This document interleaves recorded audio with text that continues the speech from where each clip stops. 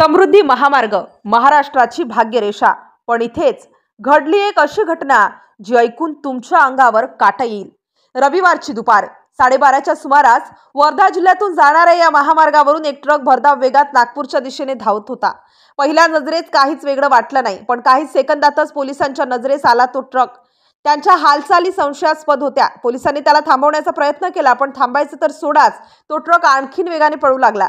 आता पोलिसांचा संशय पक्का झाला। ताबडतोब अतिरिक्त कुमक बोलावण्यात आली, नाकाबंदी उभारली गेली, सर्व बाजूंनी पकडण्याची तयारी सुरू झाली। पण त्या ट्रकने एकदा दोनदा नाही तर 3 ठिकाणी केलेली नाकाबंदी फोडली। धडाधड अडथळे पार करत तो नागपूरच्या दिशेने पळत होता। लोकांच्या डोळ्यासमोर चाललेली ही थरारक पाठलागाची कहाणी जणू काही एखाद्या फिल्मी सीन सारखी होती। रस्त्यावर पोलिसांचे सायरन वाजत होते आणि भरधाव वेगाने धावणारा तो ट्रक। याच दरम्यान अकोल्यावरून नागपूरच्या दिशेने निघालेले शिवसेनेच्या युवा सेनेचे कार्यकर्ते देखील या दृश्याचे साक्षीदार झाले। त्यांनीही पोलिसांसोबत ट्रकचा पाठलाग सुरू केला। शेवटी तो ट्रक समृद्धी महामार्ग सोडून हिंगणा तालुक्यातील एका निर्जन भागात शिरला। अचानक ट्रक थांबला आणि आत बसलेले 3 लोक क्षणात ट्रक सोडून अंधारात गायब झाले। आता पोलीस व कार्यकर्ते ट्रक जवळ पोहोचले। ट्रक बंद होता, दारं उघडली गेली आणि समोर जे दृश्य होतं ते पाहून सर्वांच्या अंगावर काटा आला। त्या ट्रकमध्ये 1-2 नाही तर तब्बल 50 पेक्षा जास्त गायी दाटीवाटीने कोंबून ठेवलेल्या होत्या।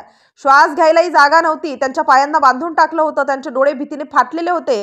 काही गायी आधीच प्राण सोडून पडल्या होत्या, तर काहींची अवस्था इतकी बिकट की बघवत नव्हतं। रक्त, घाम, श्वासासाठी तडफड, ते दृश्य अगदी भयानक होतं। पोलिसांनी कार्यकर्त्यांना क्षणभर काही सुचलं नाही। एवढ्या निर्दयतेने एखाद्या जिवंत प्राण्याला कसं कोंबून नेता येईल हा प्रश्न सगळ्यांच्या मनाला हादरवून गेला। गायींच्या करुण आरोळ्या, मृतदेहाचा दुर्गंध, जखमी प्राण्यांची तडफड, या सगळ्यामुळे वातावरण जणू भेसूर झालं होतं। गावकऱ्यांना ही बातमी समजली। लोक धावत तिथं जमा झाले। कुणी अश्रू ढाळत होतं, कुणी प्रचंड संतापाने पोलिसांकडे पाहत होतं, तर कुणी या सगळ्याचा व्हिडिओ काढत होतं। आता एकच प्रश्न सगळ्यांच्या तोंडावर, महाराष्ट्राची भाग्यरेषा मानल्या जाणाऱ्या समृद्धी महामार्गाचा वापर गोतस्करासाठी होऊ लागला आहे का? या घटनेनंतर पोलिसांनी अज्ञात तस्करांविरोधात गुन्हा दाखल केला आहे। ट्रक चालक आणि त्याचे साथीदार अजूनही फरार आहेत। त्यांचा शोध सुरू आहे। पण या घटनेनंतर काही गंभीर प्रश्न सुद्धा निर्माण झालेले आहेत। एवढ्या गायी कुठून आणल्या? त्यांना कुठं नेता येत होतं?